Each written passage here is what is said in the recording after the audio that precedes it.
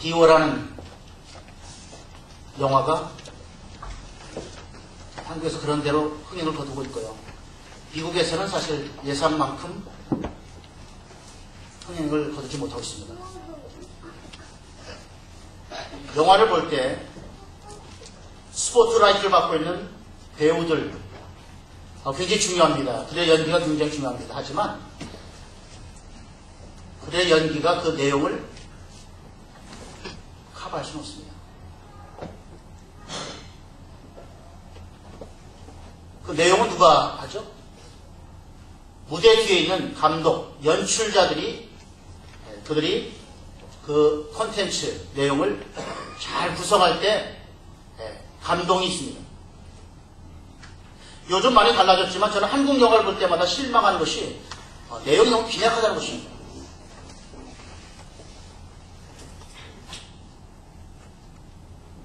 근데 외국 영화를 보면 별로 크게 히트치지 않은 영화도 상당한 콘텐츠를 갖고 있습니다.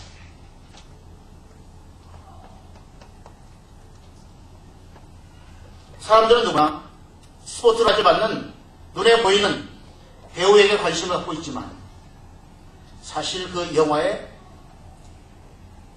진정한 성패는 무대 뒤에 있는 감독이 얼마나 내용 있게 그 영화를 만들 수 있는가에 달려 있습니다. 여러분이 하나님의 자녀라면 여러분 눈에 보이는 것에 우리가 쏠려서 살아가는 것은 믿음이 아닙니다. 고린도후서 5장 7절에 보면 우리가 믿음으로 행하고 보는 것으로 행하지 아니함이로라. 사도 바울이 고백했습니다. 우리는 눈에 보이지 아니하는 것으로 우리는 행하는 사람들입니다. 세상은 지금 얼짱, 몸짱, 눈에 보이는 것 때문에 세상은 난립니다. 엄청나게 돈을 들여서 성형수술도 하게 되고 헬스, 운동도 하게 되고 합니다. 그거 다 무의미한 건 아니죠. 이 땅을 사는 동안 어느 정도의 어떤 감동을 줄 수 있을지 모르겠지만 영원한 감동은 결국 우리가 눈에 보이지 아니하는 일에 관심을 가져야 되지 않는가 하는 생각을 갖게 됩니다. 오늘 이 본문을 중심해서 무대 뒤에 있는 거인 아버지에 대해서 함께 조명하기 원합니다. 아브라함 링컨은 가난한 구두 수선공의 아들로 태어났습니다. 인물도 못생겼습니다. 추남이었습니다. 아주 수많은 모욕을 당하면서 천신만고 끝에 그가 52세에 미국 대통령으로 당선됩니다. 그래서 상원에서 대통령 취임 연설을 하기 위해서 이제 상원에 가게 되었습니다. 그때 상원에는 귀족들이 많이 있었는데 한 상원의원이 빈정거리기 위해서 링컨에게 이야기했습니다. 미스터 링컨, 당신이 나라의 대통령이 된 것은 확실하지만 당신의 아버지가 구두를 수선하는 사람이었으므로 당신이 그 아들임을 기억하십시오. 네 꼴 하지를 알아라. 그렇게 빈정거렸을 때 링컨이 웃으면서 대답했습니다. 의원 감사합니다. 대통령 취임하는 자리에서 먼저 제가 나의 자랑스러운 아버지를 생각할 수 있도록 해주신 것 너무나 감사합니다. 나의 아버지는 특별하신 분이었습니다. 나의 아버지는 창조적인 예술가였습니다. 난 이제껏 우리 아버지가 만든 구두보다 더 아름다운 구두를 본 적이 없습니다. 제가 이제 대통령으로 정치할 텐데 저는 아버지만큼 예술적인 정지로 이 정치를 승화시킬 수 없을 것입니다. 하지만 아버지를 보고 배운 그것을 가지고 나는 최선을 다해서 이 나라와 이 민족을 위해서 정치를 잘하겠습니다.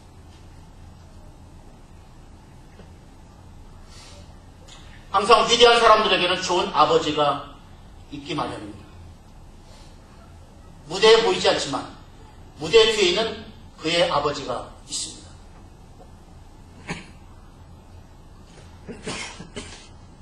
특별히 오늘 우리가 여기 있는 것은 정말 아버지가 있기 때문에 오늘 여기 있게 됐습니다. 하나님 아버지가 계시기 때문에 오늘 하나님을 예배하며 하나님을 경배하며 하나님을 찬양하며 하나님을 예배하는 자리에 있게 된 것입니다. 아버지가 없는 세상은 상상할 수 없습니다. 아버지는 정말 가장 중요한 존재입니다. 여러분도 그렇겠지만 저도 어릴 때부터 아버지를 보고 자랐습니다.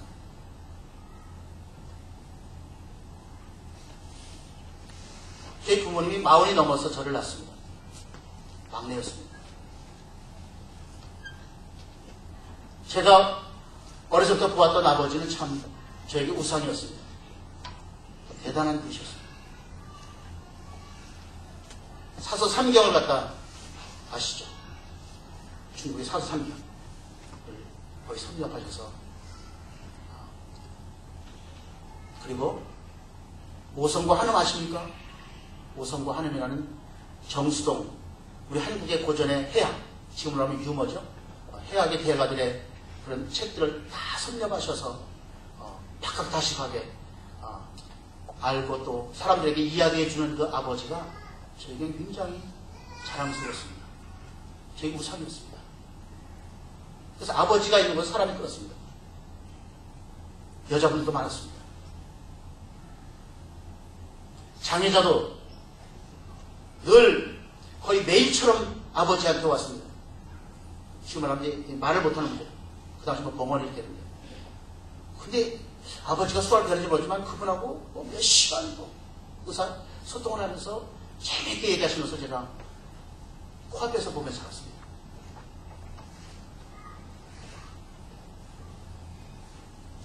그리고 아버지는 저를 가능하면 어지간하면 다 데리고 가셨습니다.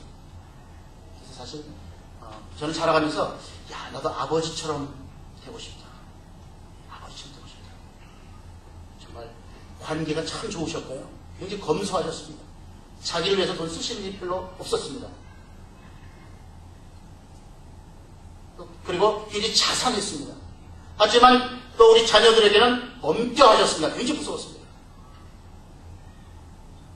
그래서 어렸을 때는 사실 아버지 곁에 가고 싶었지만 좀 이렇게 자주 못 갔고요. 나이를 들면서부터는 아버지하고 굉장히 대화를 많이 하고 하게 됐습니다.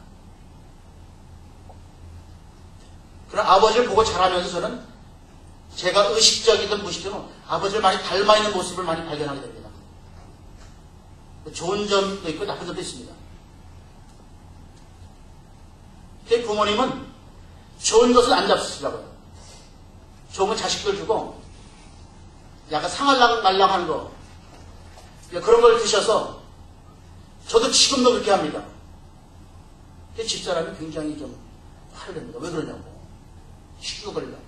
실제 식중독 걸려서 한번 제가 112로 치료에 갔다 온 적도 있습니다. 근데 그게 제가 하려고 하는 게 아니고 아버지에 대해 배웠기 때문에 좋은 것은 자식 주고 좋은 건 다른 사람 주고 나쁜 것, 이것은 내가 먹는 것, 이것이 어떻게 보면 저한테는 생활화됐습니다. 쓰레기를 갖다 차 타고 다니잖아요. 쓰레기 있으면 그걸 그냥 아무데나 버려놓고 이제 나중에 치우면 되는데 이걸 쥐고 대고 운전하니까 집사람이 위험하다고 합니다. 근데 저는 쓰레기를 못 내놓습니다. 정한 되면 주머니에 넣어놨다가 여기 버려지. 다 배운 겁니다, 사실은. 제가 무슨 굉장히 무슨 청결한 사람이라는 것도 아니고 아버지 옆에서 아버지 살아던 모습을 제가 배웠기 때문에 저도 그런 모습으로 살아가고 있음을 보게 됩니다. 요즘 돌아보면 아버지다운 아버지가 사라지고 있는 시대가 아닌가. 구성이 소멸되고 있는 시대가 아닌가. 이것은 제 말이 아니고 가정을 연구하는 학자들이 하는 얘기입니다. 그 실질적인 예가 아버지 학교라는 데가 생겼습니다. 이해됐죠? 아버지다운 사람이 없으니까 아버지 학교에서 아버지답게 훈련시켜서 아버지답게 살아가는 것이죠.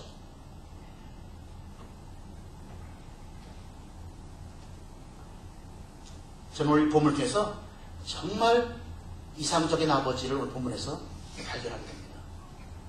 오늘 이 본문을 많은 사람이 탕자의 비유라고 얘기하는데 사실은 탕자의 비유가 아닙니다. 잘못된 제목입니다. 이 비유의 핵심은 아버지께 있습니다. 아버지의 사랑입니다. 아버지의 마음입니다.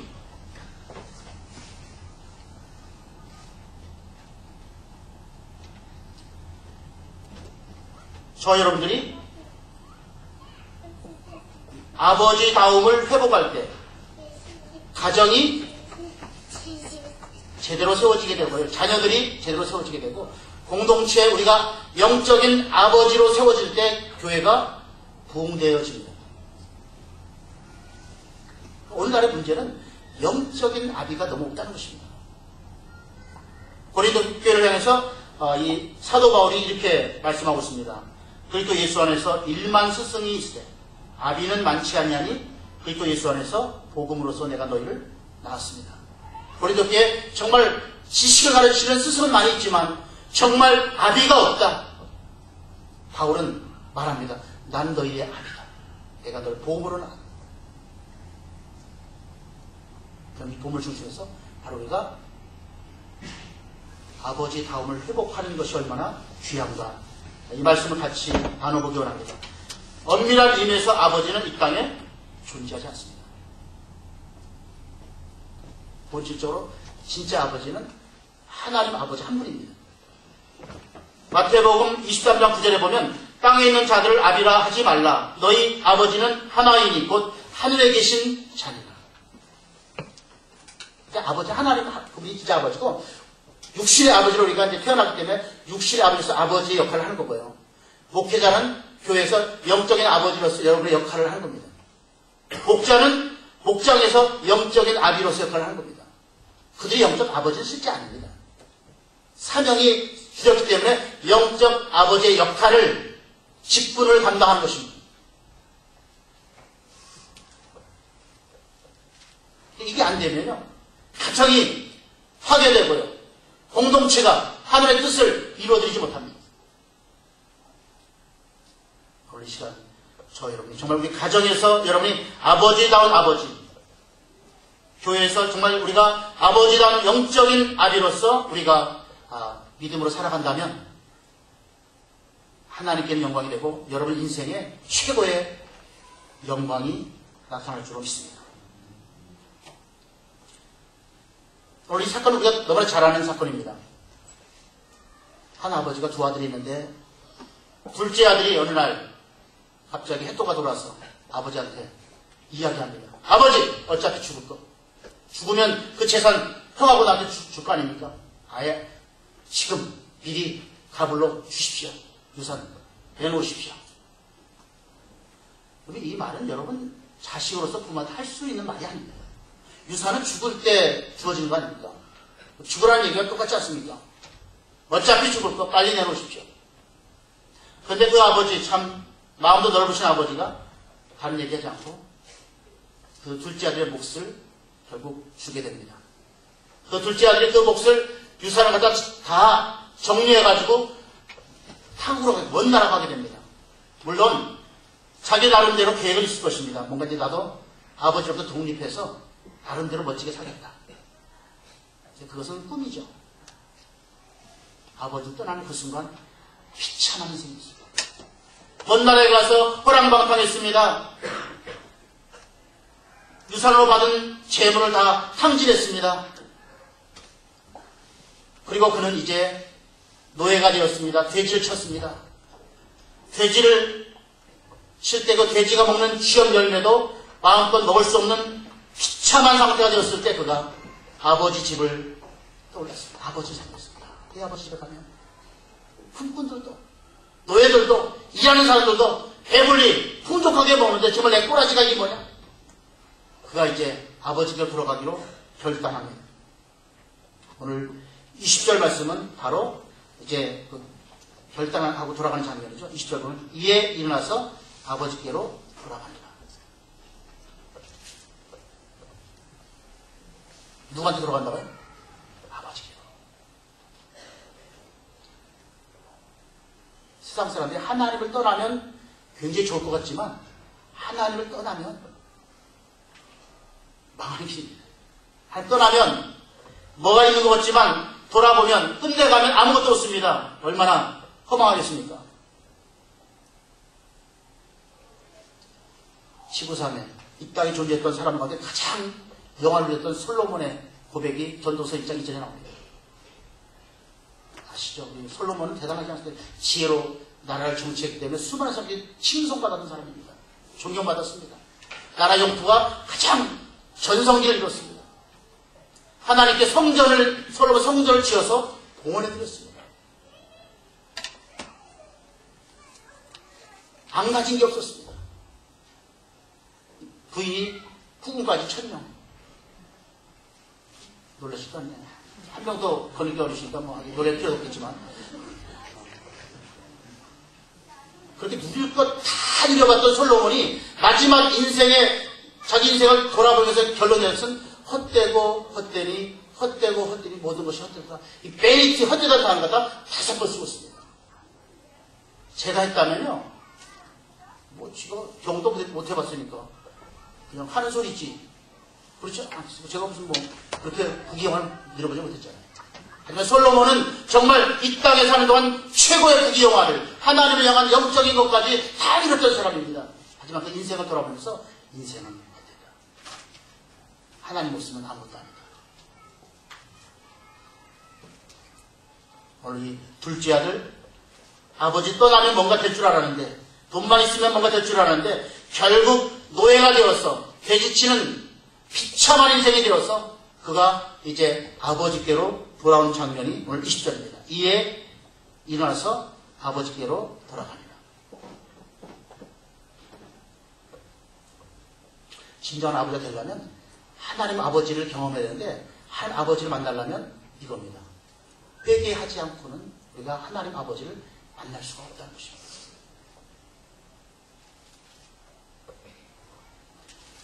근데 어떤 분이 회개하고 싶은데 회개가 안 된다고 하는 분이 있습니다. 맞습니다. 회개 여러분이 의지적으로 하고 싶다고 되는 건 아닙니다. 회개는 여러분 내가 한다고 되는 것이 아닙니다. 우리의 의지로 회개가 안 됩니다. 회개하기 위해서 하나님의 손길이 임하는데, 오늘 본문에 보면 14절 보면 그 앞에 14절입니다. 13절부터 제가 읽겠습니다. 그 며칠이 안 되어 둘째 아들이 재물을 다 모아가지고 먼 나라에 가 거기서 허랑방탕하여 그 제사를 낭비하더니 다 없앤 후에 그 나라에 크게 흉년이 들어 그가 비로소 비판이야. 크게 흉년이 들었습니다. 인생에 흉년이 들 때 우리는 하나님을 바라볼 수 있습니다. 고난이 다가올 때 내가 정말 하나님께 죄구나 회개할 수 있는 마음이 그때 성령님께서 우리한테 주어집니다. 우리 둘째 아들도 큰 흉년이 들었습니다. 비로소 궁핍해졌습니다. 그래서 그는 돼지치는 노예가 되었고, 그래서 그는 결국 정말 아버지 집을 생각하고 아버지를 기억하는 자리까지 갈 수 있다는 것이죠. 그러니까 회개할 때 가장 먼저 주시는 하나님의 축복이 뭐라고요? 축복에 가면 여러분들이 기억나겠지만 고난이, 흉년, 병들고 사업이 망하고 자녀들 가운데 문제가 생기고, 정말 어떻게 보면 우리 인생에 너무 힘든 그 기간이 사실은 하나님이 축복하시는 과정 가운데 있는 걸 여러분 기억하십니다. 다 그 과정을 끼고 있습니다. 저희 목사님 최근에 이렇게 보면 정말 어떨 때는 설교하기 힘들다는 거예요. 그럼 할 게 없으시잖아요. 오늘 2부에는 정말 설교하게 도와주세요. 3부에 설교하게 도와주세요. 하나님 도와주세요. 그러면서 그 엄청난 교회를 합니다. 하용조 목사님 보세요. 간암수술 제보 받을 거예요. 지금 혈액 수석을 지금 일주일에 3번씩 하고 있습니다. 4시간 걸리는 거 못하게 하고 있는데, 근데 목회자 얼마나 힘들겠습니까? 몸이 다 망가져요. 간암으로. 그 다음에 신장이 나빠서 혈액 수석을 받으면서 이렇게 목회한다는 것이 쉬운 일입니다. 근데 그런 고난이 그 종들을 그렇게 세우실 것입니다. 그 고난이 그 사람들을 하나님께서 정말 너무나 멋진 고배로운 하나님의 사람들로 세워가는 것은 고난을 통해서라는 것입니다. 오늘 둘째 아들도 큰 그런 걸 말미암아서 그들이 이 아들이 아버지를 기억하게 되고 아버지께 돌아가는 장면을 본문에서 보게 됩니다. 이에 일어나서 아버지께로 돌아갑니다. 그래서 그는 정말 좋은 아버지를 다시 만나게 됩니다. 오늘 본문에서. 여기 나온 아버지는 사실은 예수께서 비유로 말씀하신 것이 하나님 아버지를 우리한테 그려주고 있습니다. 우리 육신의 아버지도 정말 이하분만 있지만 이런 아버지의 모습처럼 완벽한 아버지는 없죠. 이것은 하나님 아버지를 그려주는 것입니다. 저와 여러분이 바로 이 하나님 아버지를 만남으로 말미암아서 정말 우리가 다시 한번 변화되고 하나님 원하시는 모습으로 우리도 영적인 아버지의 모습으로 회복되는 축복이 우리 가운데 있으시기 바랍니다. 이 아버지의 첫 번째 특징은 결코 포기하지 않는다는 것입니다. 포기할 만하지 않습니까? 이 막대먹은 아이, 막대파시로 정말 아버지 죽지도 않았는데 유사들학교에 가서 결국 가서 다 통진한 아버지가 정말 평생 동안 땀과 피 흘려가면서 일군 재산을 갖다 그렇게 먹고 마시고 다 통진한 그 아들. 포기할 만하십니까? 너 인간도 아니야, 너 내 자식도 아니야, 이날 끊자! 그렇게 충분할 수 있어요. 안 그러지 않습니까, 여러분? 결혼 문제 갖고 자식이 그냥 끝나는 사람이 여기 많잖아요. 내 마음에 안 드는 며느리, 내 마음에 안 드는 사회를 갖다 그런다고 하면 부모들이 열겠죠. 내 자식 아니야, 너 아무것도 필요 없어요. 옆에서 씹어 계속 그러는 아니지만 그 정도로 말했어요. 둘째 아들은요, 정말 생각하기 싫어요. 포기해버리시오. 다시 생각하기 싫어요. 그런 아들이었습니다. 여러분들의 가정에서 이런 아들이 있다면 여러분은 어떻게 반응하시겠습니까? 여러분들. 안 볼 것입니다. 저는 감사합니다. 내 자식도 아니고. 오늘 이 돈에 쓰러진 아버지는 결코 그 아들을 포기하지 않습니다. 이미 용서하고 기다렸던 바로 그 아버지의 모습, 결코 아버지를 포기하지 않는다. 20절에 보면요, 20절에는 아직도 거리가 먼데 아버지가 그를 보고 이미 용서해놓고 기다리고 계신 그 아버지의 모습을 보여주고 있습니다. 용서가 사실 전에 제가 한번 설교도 했지만 굉장히 어렵습니다. 사실 용서라는 것이 이렇게 우리가 맘먹는다고 되는 것이 아닙니다. 하나님 성령께서 나를 주장하실 때 용서 가능하지 내가 용서가 어렵습니다. 한 목사가 저 한 목사 말고 어떤 한 목사가 목사는 다 그렇지만 자기 성도들을 위해서 새벽마다 기도할 때마다 정말 이렇게 써서 하지 않지만 머리에 다 들어있죠. 했겠죠. 눈물로 그 가정과 자녀를 위해서 사업을 해서 눈물로 기도합니다. 근데 종종 그런 목사를 위해서 빚을 꽂고 떠나는 사람들이 종종 있습니다. 그러면서 나가서 딴소리 합니다. 그냥 떠나면 좋을 텐데 한 목사, 그 목사 뭐가 어떻고 있지도 않은 얘기가 나와요. 인간적으로 이렇게 생각하면 용서 되겠습니까? 그 목사를 떠나서 인간적으로 생각합니다. 용서는 됩니다. 내가 그물로 기도한 것, 내가 그런 둘째치고 그런 나를 위해서 그렇게 빚을 꽂고 없는 말을 지어서 나를 중상모략하고 나를 비방하고 다니는 사람들을 용서하기 어렵습니다. 목회자들은 용서해야 하고 또 용서합니다. 정말 그런 한 20년 동안 교회 있으면서 이 목회자를 아주 치솟게 괴롭혔던 집사님이 있었습니다. 사정 때문에 다른 데로 이사를 가게 되었고 결국 교회를 옮게 되었습니다. 교회가 지역이 너무 머니까. 그곳에 와서 신앙생활 하다가 어느 날 이 말씀을 통해서 자신이 목회자를 갖다 괴롭혔구나. 잘못한 거다. 빼앗기고 장문에 편지를 보냅니다. 목사님, 제가 그때는 믿음이 잘하지 믿음이 너무 약해서 목사를 괴롭혔는데 용서해 주십시오.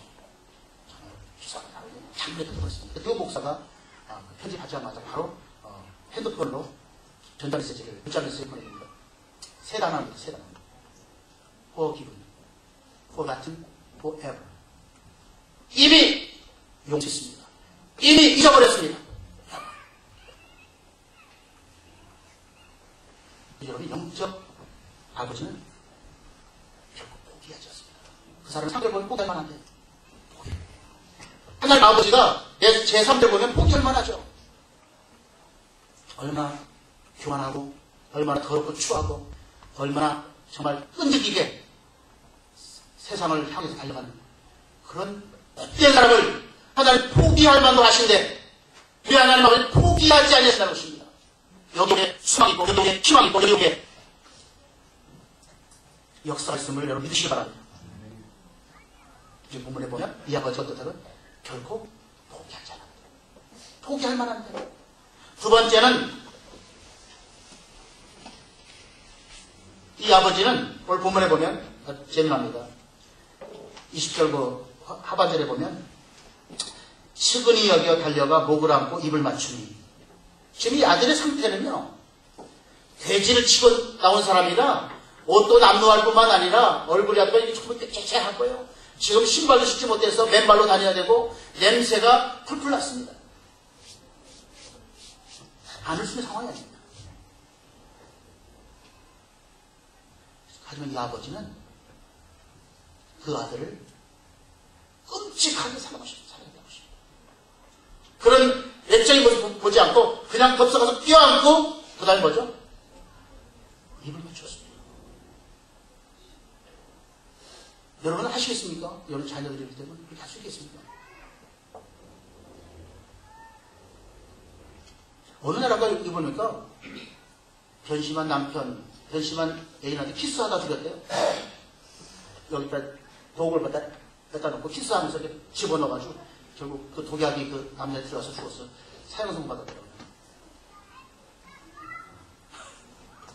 여러분 정말 입을 맞춘다는 것은 엄청난 사랑의 표현 아닙니까? 냄새가 나고 더럽고 추하고 인간답지도 않고 짐승같이 정말 그런 행색으로 온 그 아들을 갖다 가서 끼워안고 그 다음에 입을 맞췄다. 그 앞에 보면요 이런 단어가 있습니다. 달려가. 그를 보고 달려가. 여러분 유대사에서 특별히 그 나이 많으신 어르신들은 달려가는 것은 그것은 완전히 스타일 부인 겁니다. 안 달려갑니다. 점잖게 우리 양반처럼 어거저거 한 번 이렇게 가야지. 지금 아버지 지금요 채통 체면 다 불구하고 내 아들 살아온 아들 너무 좋아서 그냥 다른 사람이 어떻게 보든 관계없이 그냥 달려갔습니다. 상가 본다는 것은 잘 분별이 안 되는 거리거든요. 상가 본다는 것은 분별이 안 되는데 부모는 직감대로 알죠. 자기 자녀. 아버지는 끔찍하게 아들을 사랑했음을 보여주고 있습니다. 눈에 넣어도 아프지 않고 차마 두고 보기에도 아까운 그 아들이었습니다. 아무리 그가 지금 취한 모습 변했을지라도 아버지는 그 아들을 끔찍하게 사랑하셨다. 두려워 말라. 내가 너를 구속하였고 내가 너를 진정하여 부르다니 너는 내 것이라. 내가 너를 보배롭고 존귀하게 했고 내가 너를 사랑하였습니다. 그게 하나님께서 하나님 아버지가 우리를 향하는 내가 너를 구속했다. 죄 가운데 너를 건져냈다. 내가 내 이름을 불러서 너를 지명해서 불렀다. 너는 내 것이다. You are mine. 넌 내 거야. 하나님 아버지, 책임져주신 아버지. 그러나 내가 너를 보배롭고 존귀하게 여기고 내가 너를 사랑한다. I love you. 세상 사람은 우리를 욕할지 몰라도 세상 사람은 우리를 갖다 무시할지 몰라도 저 아버지는 우리를 가장 사랑하셔. 끔찍하게 사랑하셔.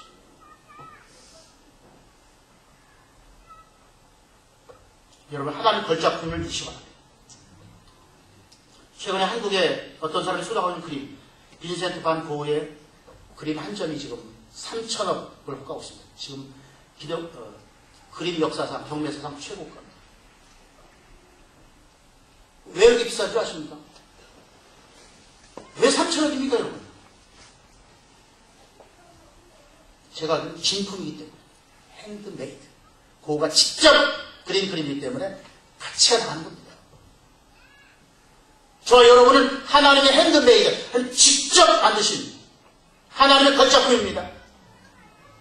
여러분은 돈을 환산할 수 없는 그런 존귀한 존재에서 믿으시기 바랍니다. 그래서 복음서에서 한 영혼이 모두가 귀하다고요?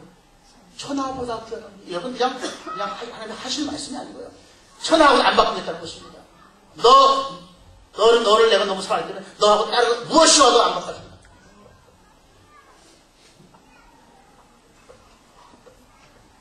여러분들은 하나님의 신품입니다. 하나님의 명품입니다. 명품은 뭐 여러분 안 거쳐도 여러분이 하는 명품인데 뭘 그러셔. 뭐 버버리 없더라도 또 뭐죠? 가방? 유명한 가방? 하여튼 뭐 잘 모르겠고 생각이 안 나요. 여러분 명품 거치고 또 뭐 자체도 있겠지만 여러분 자신이 명품인데요. 뭐 하나님의 명품인 것을 믿으시 바랍니다. 세 번째, 이 아버지는 열려 있었습니다. 언제나 열려 있었습니다. 집을 나가는 그 순간부터 문 열어놓고 마음 열어놓고 그 아들을 기다렸던 아버지입니다. 현대문화학교는 특징이 뭐냐면 닫는 거잖아요. 지금 어떻게 풀어줍니다. 누구든지 내 개인에 대해서 아무도 모르게 닫습니다. 벽을 쌓고 성을 쌓고 담을 쌓습니다. 현대가 왜 정신병이 많거든요. 자꾸 클로스 할 때 문제가 생기거든요. 클로스 하니까 문제가 생깁니다. 아내가 썩어버리고요.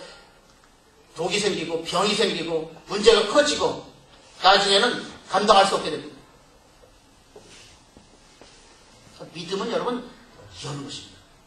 하나님께 여는 것이고요. 삶을 여는 것입니다. 목장에서 여러분 은혜, 치유, 회복 일어나려면 여러분이 오픈하셔야 됩니다. 먼저 목자부터 오픈하셔야죠. 목자 오픈해야 단생 오픈해야죠. 내 삶을, 정말 어떻게 보면 좀 추한 모습까지도 사실은 내 연약한 부분까지도 오픈하실 수 있습니다. 여러분, 다른 사람도 자기 모습을 열죠. 열면 내 안에 있는 것들이 이렇게 나오는 순간 치유가 일어납니다. 성령께서 만지셔서 치유하십니다. 뭐 특별히 뭐 목자가 능력이 있어서 치유되는 것이 아닙니다. 셀그룹에서 일하는 그 치유 역사는요, 목자가 특별히 막 은사가 많아서 그런 게 아니고요. 성령이 직접 하십니다.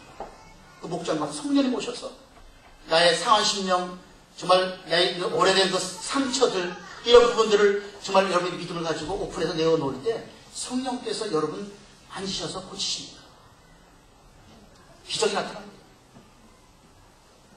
우리가 아직 셀교회로 아직 가지는 못했지만 꿈꾸고 있지만 셀교회 이야기 들어보면 그런 역사들이 부지기수 나타납니다. 그냥 한두 건이 아니고 무장히 나타납니다.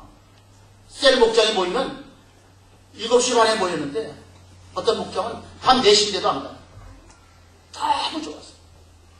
성령이 만져주셔서 회복되면 너무 좋았어요. 물론 매번 모임이 다 그렇지는 않지만 정말 우리가 믿음을 가지고 내 자신을 오픈해서 내어놓을 때 성령께서 그 예배 가운데 함께 하시면요, 기가 막힌 역사가 납니다. 병도 낫고요. 문제 해결되고요. 이 아버지는 언제나 열려있어요. 문 열어놓고. 그러니까 보이죠. 문 닫았으면 안 보이죠. 문 열어놓고. 마음문 열어놓고, 마음문 열어서 다 용서해놓고. 그리고 그 아들 돌아오기를 정말 학수고대하는 그 아버지의 모습을 보여주십니다. 신앙생활 때 가장 나쁜 것이 뭐냐면 무관심입니다.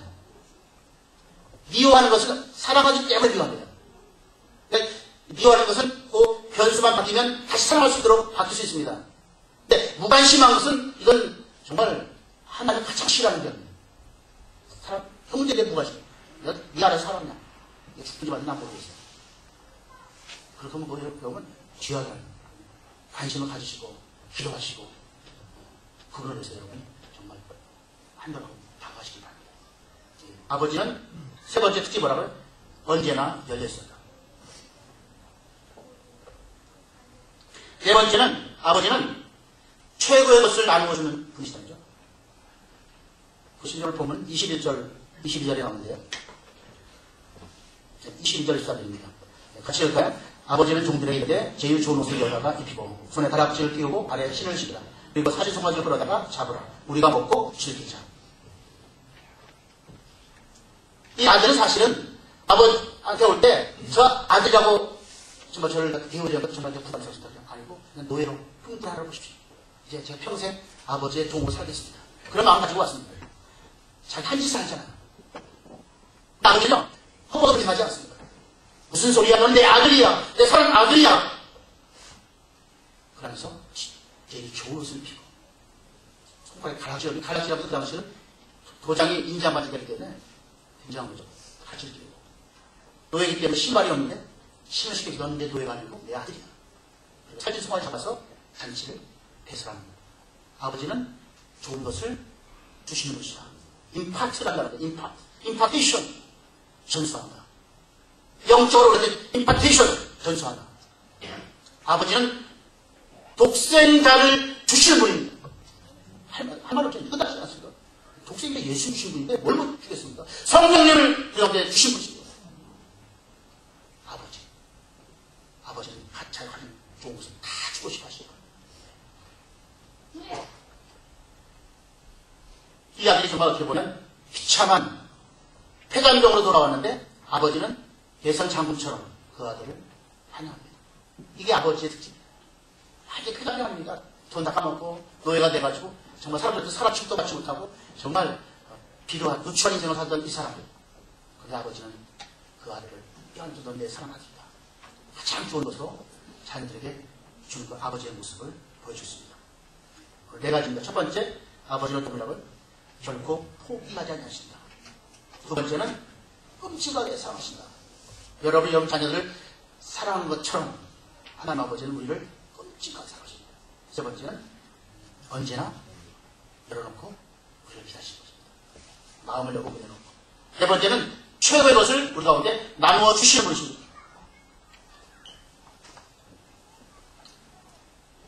하나님 아버지를 여러분이 날마다 체험하시기 바랍니다. 그 하나님 지금도 살아계시고 우리와 함께 하시고 우리 가정 속에 우리의 교회 속에 우리의 삶 가운데 역사하시는 분이십니다. 살아 역사하시는 분이십니다. 하나님 살았고 정말 살아계신 분입니다. 지금 살아서 우리 가운데 이렇게 역사하십니다. 아버지를 경험할 때 진정 우리가 영적인 아버지로 자라갈 수 있다는 것입니다. 우리 마지막 이 본문의 결론을 저는 욕심내자. 우리 욕심, 거룩한 욕심을 갖자. 우리 영적인 아비가 되자. 근데 세상에서는 여러분도 태어나면 나이가 들면 30살 또 30살 되면 자연적으로 자라기 때문에 좋은 계필 만나서 결혼하는 부모가 되잖아요. 자연적으로 되는데 영적인 아비는 그렇게 되지 않습니다. 시간이 해결해 주지 않습니다. 우리가 30년 신학자고 영적 아비가 되지 않습니다. 목사가 됐다고 영적 아비가 되지 않습니다. 10분이 그 사람 영적 아버지를 만나지 않습니다. 영적 아버지는 여러분 정말 사랑할 때 이 아버지가 사랑으로 아들을 대하시는 걸 잡는 거죠. 내가 쟤도 사랑합니다. 포기하지 않고 사랑하고 열려있고 나누어주고 이게 전부 다 사랑의 내용이죠.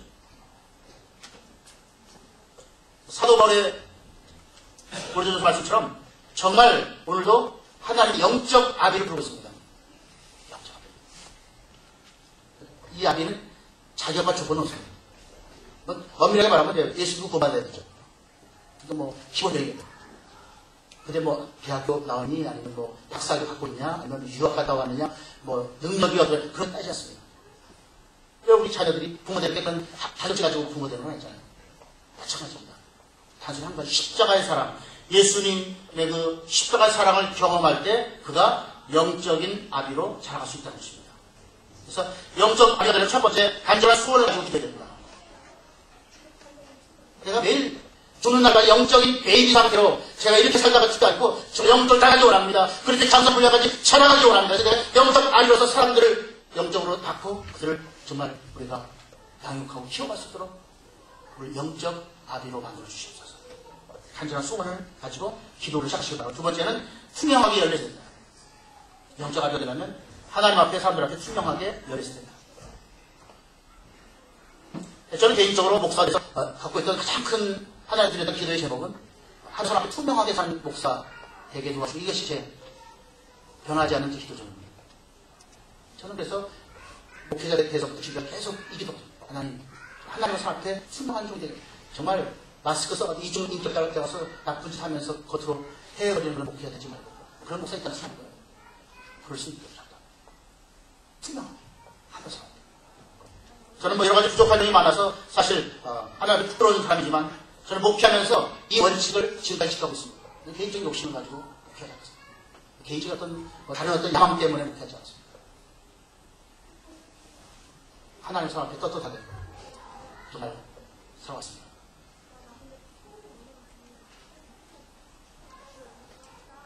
영적 아비가 되려면 투명해야 됩니다. 겉과 속이 달라져야 됩니다. 말과 행동이 달라서는 안 됩니다. 세 번째는 여러분 영적 아비가 되려면 여러분의 삶과 사역 가운데 초점을 예수님께 맞춰야 됩니다. 예수님께 초점을. 인간적으로 자꾸 생각하지 말고, 인간적으로 자꾸 얘기하지 말고, 예수님에 초점 맞춰. 말씀에 초점 맞춰. 이 영적 아비가 될 수 있어요. 네 번째는 문제를 다 내가 풀어갈 수 없음을 인정해야 됩니다. 문제는 하나님 풀어주는 거예요. 하나님도 사실 하나님의 그 경륜과 섭리 가운데 역사하시기 때문에 어떤 경우는 문제를 죽을 때까지 안 풀어줄 수도 있습니다.